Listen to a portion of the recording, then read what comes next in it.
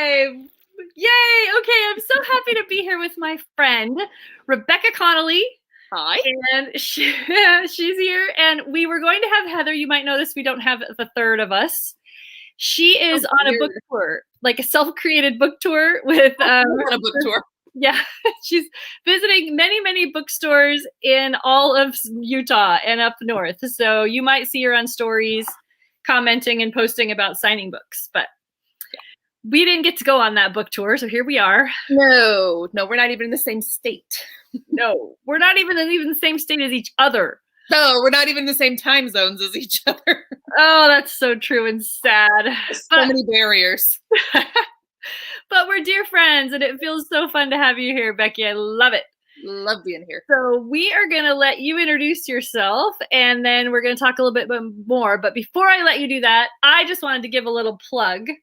So I met Becky, I don't know, years ago now, at a writing conference, I believe. And we had met online before that, and I'd always thought she was super cool. And everybody who's read her work knows she's just really talented. She's got a lot of talent in her books, and it's fun to read. They're very witty. The dialogue's snappy and fun, and her characters are fabulous. So we'd all heard of her, but I met her at a writing conference and was so happy because that's when we decided that she and I and Heather would write co-author books together. So that's fun. But since I've gotten to know her on a personal level, I've realized too that she's just a super loyal friend, a good person, down to earth, funny. I've laughed with tears in our chats that we have sometimes. So happy to bring her here to you, and I'll just let her introduce everything else about her. The off direction is weird. It's hard. I don't know. I have enough trouble with my left and my right normally, and now it's wrong. So whatever. Yeah, and I second guess myself, and then I mess it up. Yeah, which is really funny that I have trouble with my left and my right because of my career. Anyway. All right, so my name is Rebecca Connolly. I live in the Midwest. I will leave the state specific private to me because I've lived in a couple of states in the Midwest, and I love the Midwest. I consider myself a Midwest girl. And I've been published since 2015, I think. It all runs together. It all blurs together. I still think I'm 25, so. You look 25? That counts. I'm not 25. Very much not 25. But I still think I am. So I've been published since then. I honestly don't count. I don't know how many books I've published. There's some. I don't know. Someone can come over to my house and count. I don't know. Quite a few. How many series are out? By myself? Yeah. Three complete series. Okay. By myself. By yourself. And then we have started 2 others. Yeah. Okay. We have some. Anyway, I do not write full time, although I probably should based on that conversation alone.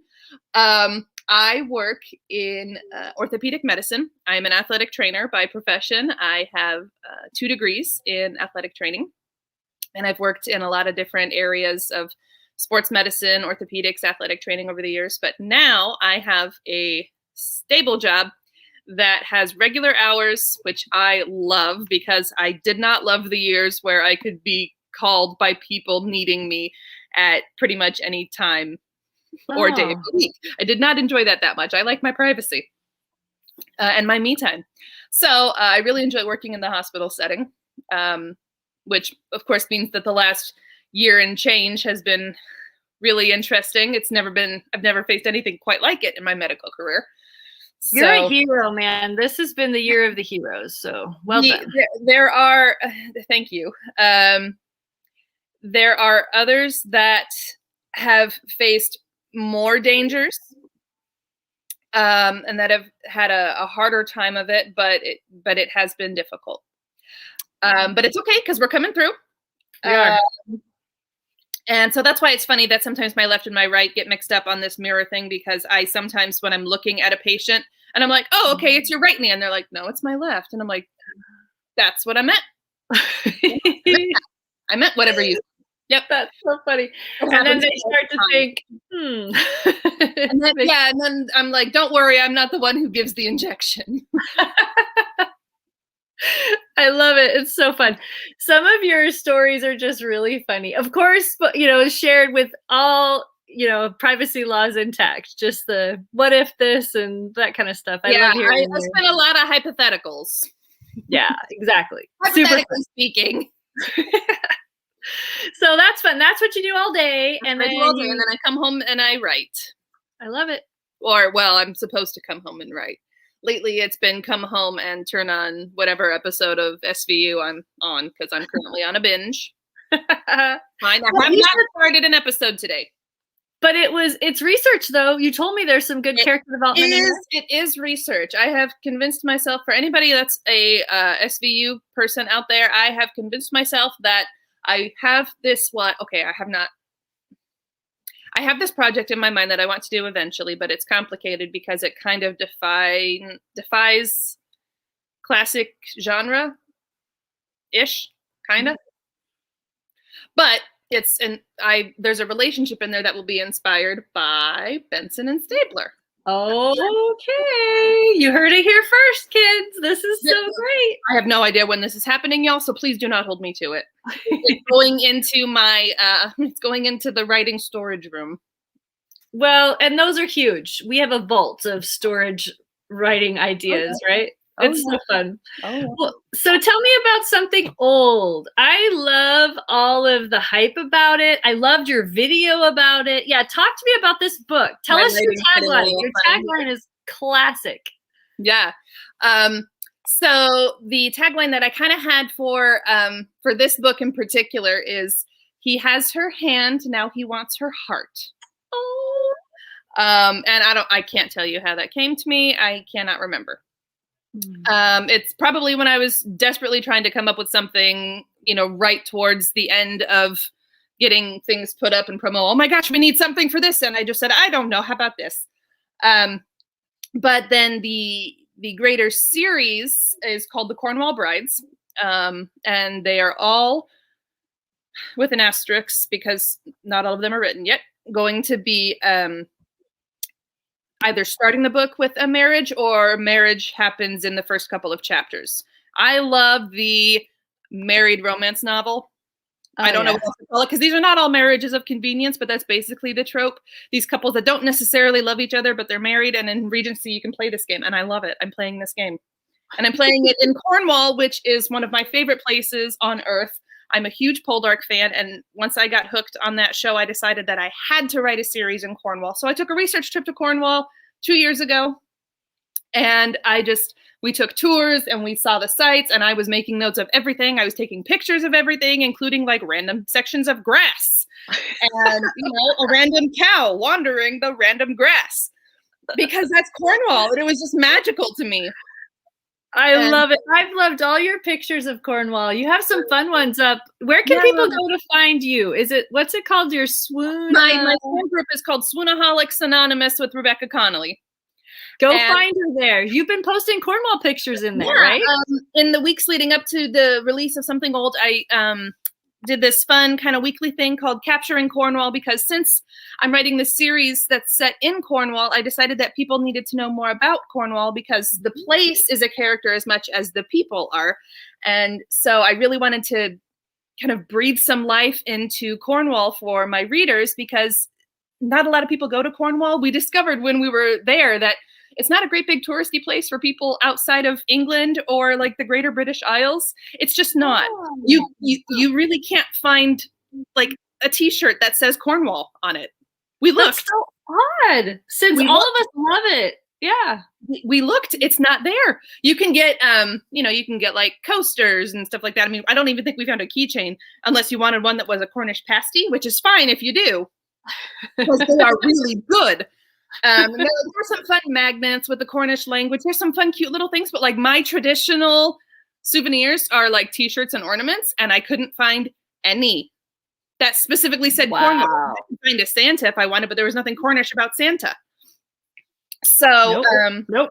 So Cornwall is not a big touristy location for people outside of England, because if you're in England, Cornwall has some really nice beaches that people will go to and explore and have fun with. Which is great. Awesome. Love it. It's getting really dark in here. Give me a minute. I think we're going to learn a lot from Rebecca Connolly. What say you? Actually, and I see no comments. I wonder if I am blocking comments some way. Are you blocking comments? You don't want people to talk to me? No. I would love for people to talk to you. I think I'm doing it wrong. I want to know a couple more things about Cornwall. Number one. Yes. Yeah, finish what you were saying. Okay. And then while you're doing that, I'm going to look and see what's going on. You test things out. So Cornwall has some great beaches and things like that for people that are local. Like Penzance was big. A place called Newquay, which is spelled Newquay for those of us who are not from England, but it's Newquay. Oh. And that we were told by our tour guide that is becoming a very popular destination for, like a holiday at the beach, stuff like that. But as far as like all of my pole dark people will know Truro. That is the only, I got to get this right. It is the only official city in Cornwall. Everything else is a town. Oh. And why that is because Truro has a cathedral. And in order to be a city, you must have a cathedral. Oh, wow, I didn't know that. Yeah. So if people have been following my Capturing Cornwall on my fan page, there is one picture, I think, of Truro Cathedral. It is stunning. So if anybody's ever been to the British Isles, you will randomly stumble upon a church that is like 500 years old, and that is not an exaggeration. And your mind just is blown. They always let you go in. There's always a visitor's welcome or something. You can go in, you can look at the stained glass and the pews, and a lot of times there's evensong with the local choirs going. It was stunning. Oh. And it's huge. It's so much bigger than you think it's going to be, because it's a cathedral, not just like a cute church. It's a full cathedral. That is awesome. And we were staying in Truro. That was where our Airbnb was, and also Truro has a train station, which was helpful. So it was a good central location, really quick hop to Penzance or to Newquay or wherever you wanted to go. So it was just fantastic. So Cornwall became such an important piece of the puzzle for me, because Cornwall it's a lot like Wales in that we kind of associate it with England, but it's a little different. There's a full culture in Cornwall that really isn't very many other places. And so it's different than writing about finishing school in Kent, for example, for those people who have done that. It's very different from London or Derbyshire. If you are a Jane Austen fan and know where Pemberley is, it's very different from up there, the Lake District, or Scotland, or anything else. The culture is so different. And I knew that if I was going to set something in Cornwall, I had to do it right, or they were never going to adopt me. Well, you're right. And you want to be adopted, right? I want to be adopted.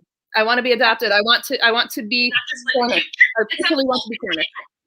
I knew that. Sorry, I'm hearing you in the background. Okay. Well, you just want me in surround sound. That's fine.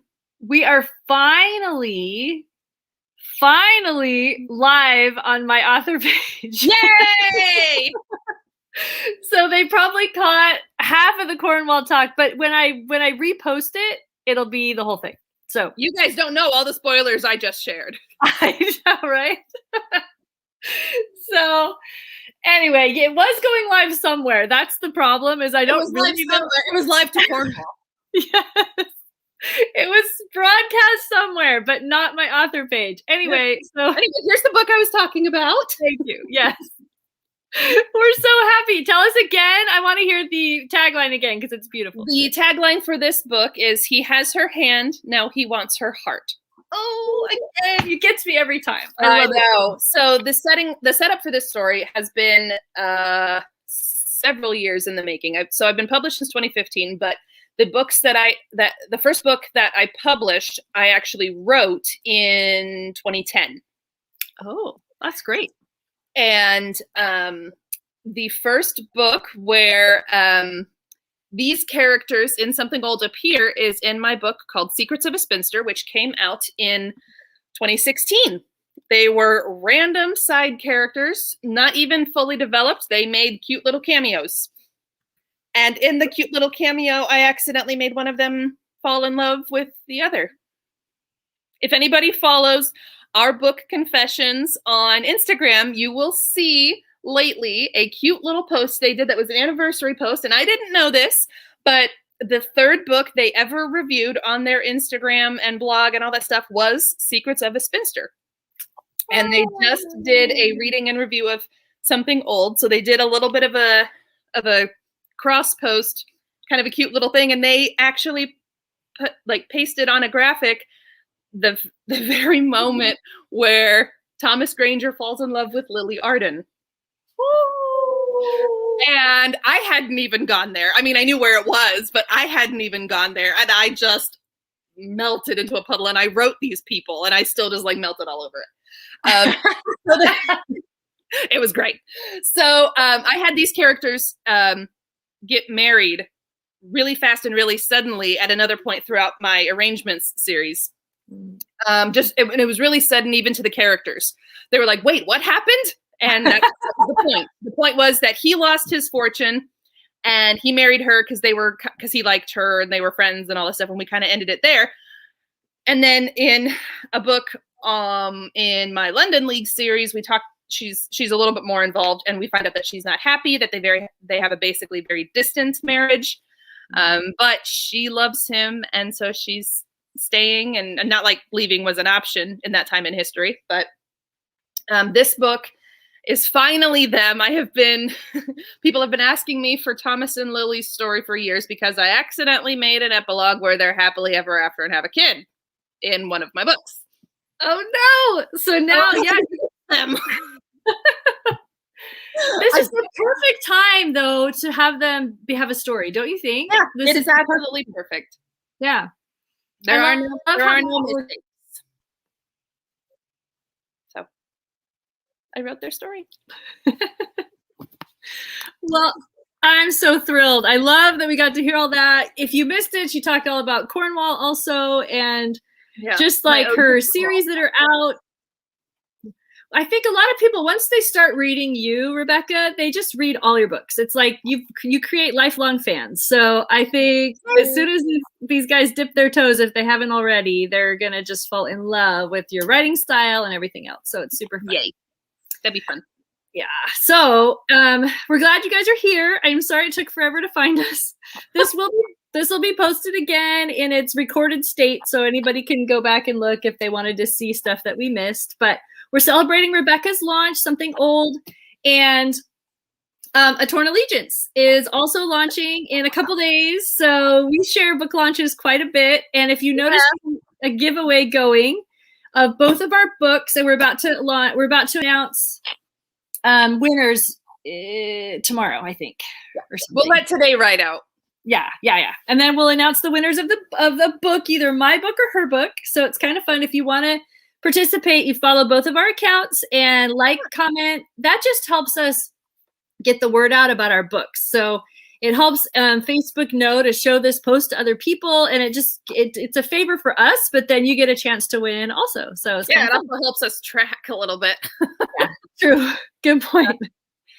Emily Flynn says you were one of your first foray into Regency. That's awesome. Welcome. I'm so happy that I could be your Regency tutor. So fun. I know Regency is a whole new world. And once you read one, you're kind of hooked, right? You just read as many as you can. It's so fun. So that's cool. So that's what we're doing here. We're celebrating. And then we talked a little bit about Becky's day job. So she writes all these books, plus she works full-time. She's a busy lady and one of the most loyal, kind, smart, funny friends I know. And she's single. Oh, we should talk about that. We can. Anyway, she's single, which is crazy. Someone like her is still out there and available. Just FYI. But actually, that's a huge reason why I wrote my third series, The Spinster Chronicles. Oh, yeah. Tell us about that a little bit. So I had a plan. Well, I had lots of plans, but I had a plan in my writing career, and it was going to be nice and orderly. And then suddenly, just as I was getting ready to release my first book in the London League series, Lady and the Gent, I had the second book basically all ready to go, and I had this thought, because I think I was getting ready to turn, I don't know, 28, 29. It had to be 29. I was 28. Anyway, had to be 29. And, you know, the very intimidating wave of 30 was coming, and being 30 and single seemed like a milestone. So I started really relating to anything about spinsters. And spinsters in the Regency era was a lot different from what we think of as spinsters, like in Edwardian and 20s and all that stuff. Because we always think spinster is old, like your spinsterly aunt. But a spinster was basically anybody who was hopeless and single in the Regency era. That could be somebody who was 24. It could be somebody who was 33. Most of the time, it was just somebody who had had more than like 2 or 3 seasons and had not had any successful courtships. So, and sometimes these girls were coming out into their social season at like 16. So you could be like labeled a spinster by 20. Which is crazy. Yeah. Now, if you were an heiress or really, really wealthy, nobody would dare say anything like that to you because you didn't need to get married, but everybody else sure did. Yeah. So I decided I wanted to write a series all about spinsters. And it made the most sense to me, rather than wait to finish out my London League series, was to write the Spinster Chronicles while I was a spinster, because there's no telling how long this will last, although it'll probably last well into my 50s at the rate I'm going. But no, we're going to find you a guy. So no, I'm just not that social. So I have that to get over. I'm not antisocial. I'm asocial. I just don't care. I had to explain that often. Anyway, so I decided to write the Spinster Chronicles while I was a spinster. Also because there had been a number of experiences that I'd had that I really wanted to put to page. And I've never been the sort to want to write a memoir. So I thought I can't be the only one who deals with this. So I put them into spinsters. And so the Spinster Chronicles is a 7-book series, I think. I think it's a 7-book series. That's awesome. And it's about a group of spinsters who decide that there are worse things in life than being a spinster, and they are determined that everyone should know it. They're not necessarily determined to stay spinsters. It's just not the end of the world. So it's really fun. I really like it. And it was really therapeutic. And I have been asked this question before. Not all of the experiences in those books are real, but some of them are. Ooh, do you want to tell us which one? Tell us one. Tell us one? Okay. Let me think of one that's not embarrassing. Okay. In book 1, which is The Merry Lives of Spinsters, which is the introduction to the Spinster Chronicles.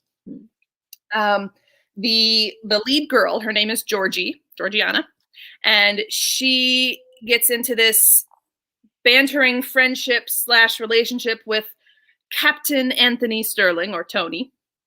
And he wants to find things out about the spinsters from the view of other people. He wants to know what people are really saying about them, because people love them because they publish this cute little gossip sheet, but they also hate them because all of these other girls that are now supposed to be really focused on getting married are like, but the spinsters aren't married, and the parents don't like that. So, yeah. So he finds out some stuff, and he and Georgie meet up to talk about them, and he really wants to sugarcoat it, and she tells him not to.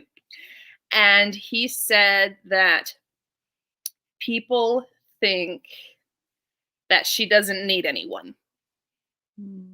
She walks into a room and doesn't need help when she gets there. She knows why she's there, and people think she doesn't need anyone. And her response was what I wrote in my journal when I was told that same thing. Not in the same scenario, but I was told the same thing.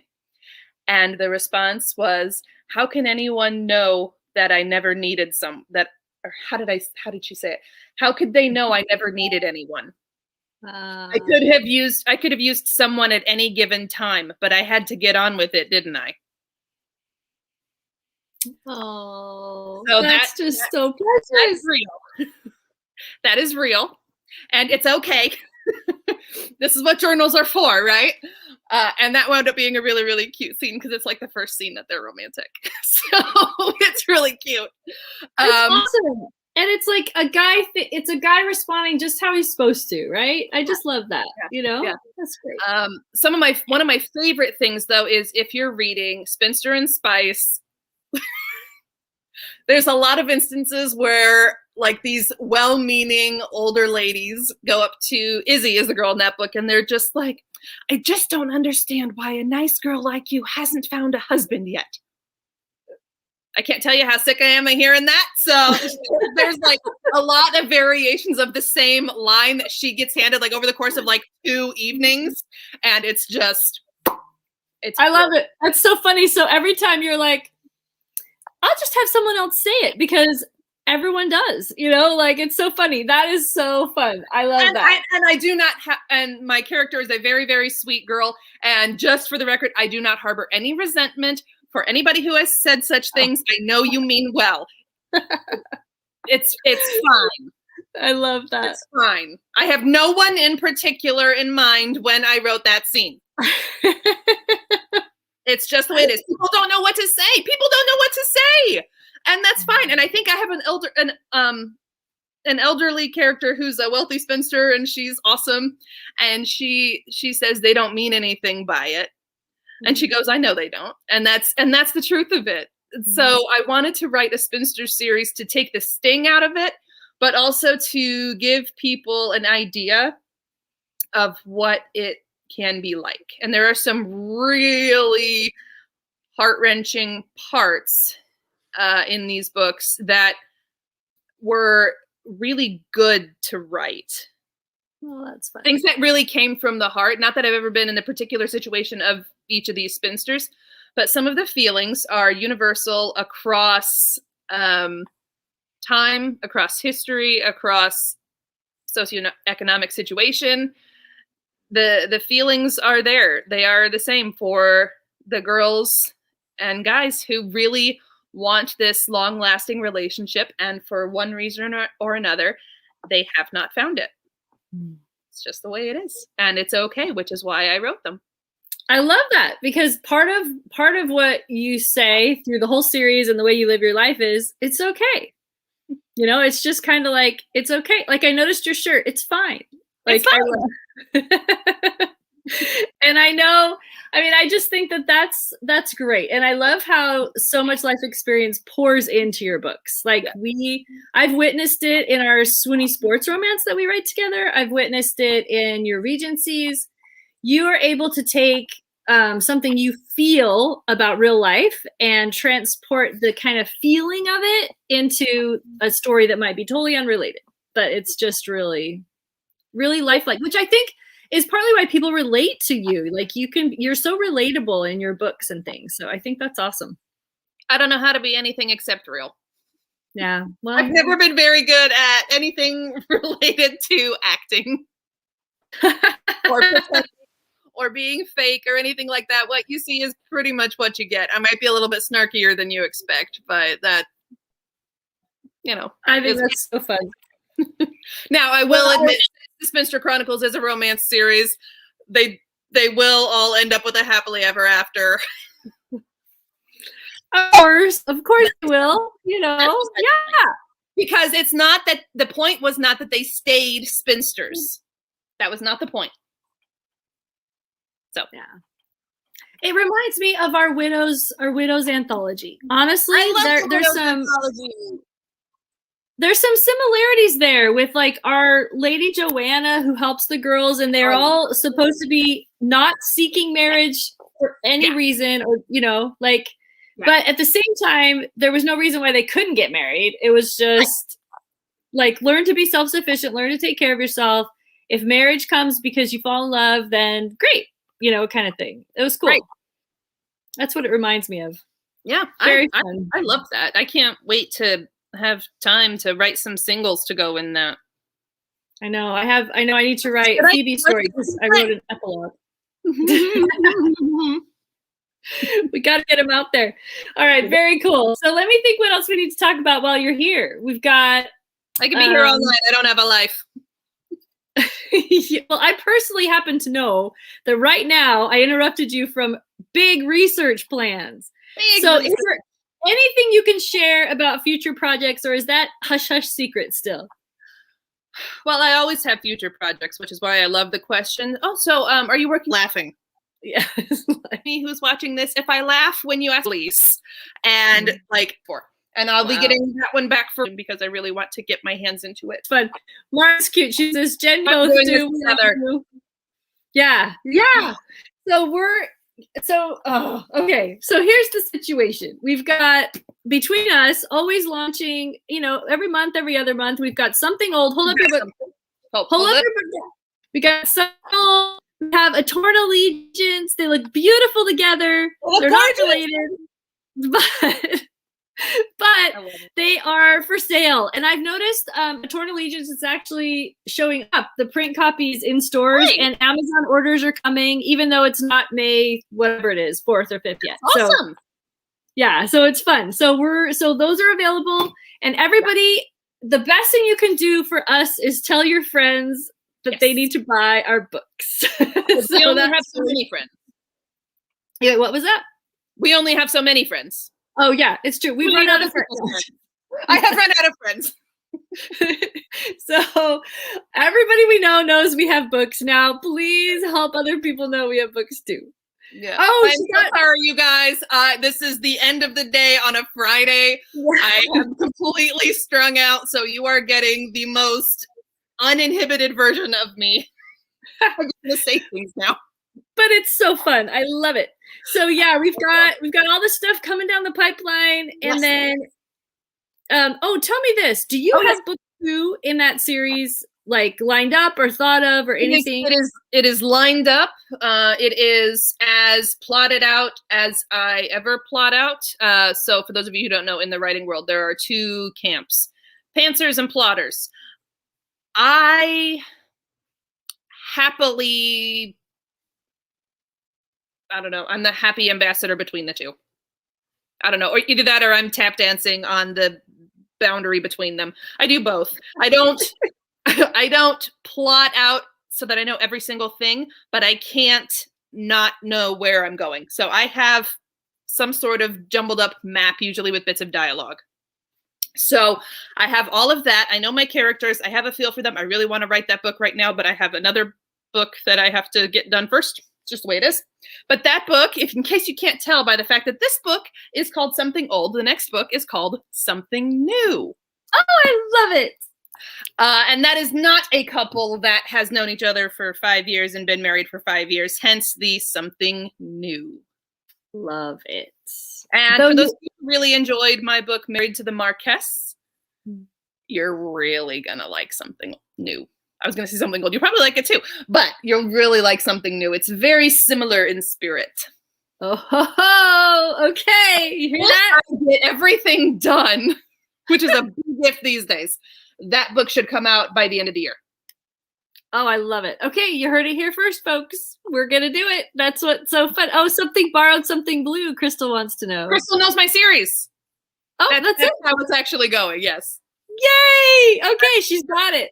That's how it's going. Something Borrowed, and I have that one pretty plotted as well, and then Something Blue is in baby plotting. Fun. Baby plotting. So clever. So yeah, Becky's queen of titles. She's really good throwing series together. It's really, really fun. And Crystal's happy she guessed it. Okay, you got it. That's good. Well, thank you for being here, friends. Thanks for Fridays with Jen. Thank you, Rebecca Connolly, for joining me on this fun day. We excuse Heather because she's off being famous. She is off being famous, which is why she's not here desperately asking for sales. Yeah. She's signing books. She actually has them. Yes, exactly. So that's where she is, and she's having a blast, and we wish her the best. And we're so sad that we're not actually like her entourage. Yeah, it's usually, we're like the backup singers. Yeah. They're doing her thing. It's so fun. I know you don't know who I am, but that's Heather Moore. Except, honestly, everybody knows who you are, too. So it's kind of fun. But we've had adventures together. Rebecca and I have danced Regency dance in Regency. You are the only Regency dance partner I have ever had. Yep, we were on a date together, and then we also went to Connolly's pub in Yes, New we York did. City. You're an unofficial Connolly. I am. I wear the do I have the t-shirt? Yes, you have the t-shirt. I do. I wear that t-shirt with pride when I remember I have it. We'd like to thank Aoife from Connolly's pub. Wait, did we go to the Times Square location or did we go to the other one? Times Square. We went to the Times Square. Aoife, who worked at the Times Square location 2 years ago. She was very nice and gave me some Connolly swag because my last name is Connolly, and that really is my last name, and it really is as Irish as you think it is. Yep, she's from Ireland, folks. And a few generations back. Really Irish, and it made me happy. Yeah, it was adorable. We loved it. It was so fun. So we go way back. We write together. We have fun. And we're thrilled to be here with you guys today. So thanks for your support. Thank you so much. We'll have for those tuning in. We should throw a shout out. Heather just released a book as well, The Healing Summer. Oh, yes.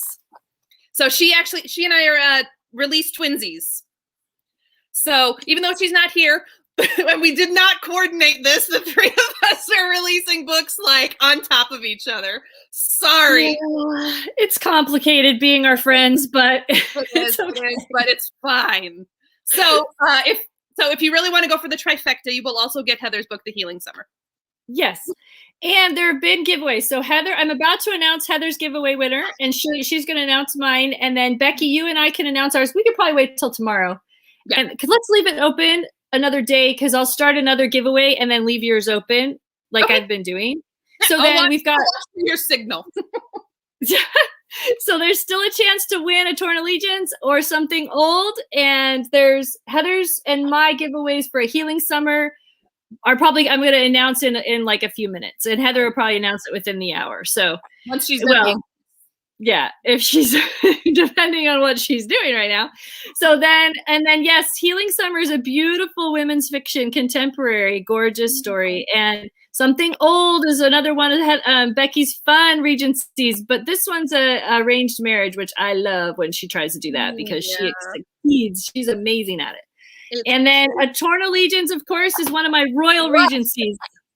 So you've got the princes of Oldenburg. We've got the Crown Prince Hayes comes back to England and he meets Lady Elsie. And she's supposed to spy on him. So it's an interesting book. She's not a spy, but her dad asks a favor of her. And so that's how they get together. It's kind of fun. So we are excited for all of this to go down. And thanks again for being here, friends. We will talk to you on Tuesday. I'll be back for my Christian fiction panel. Would love support to welcome those ladies and give them lots of love because, they're my guests. So I need some help with that. All right. Well, thanks, guys. Thank you, Rebecca. I'll talk to you guys later.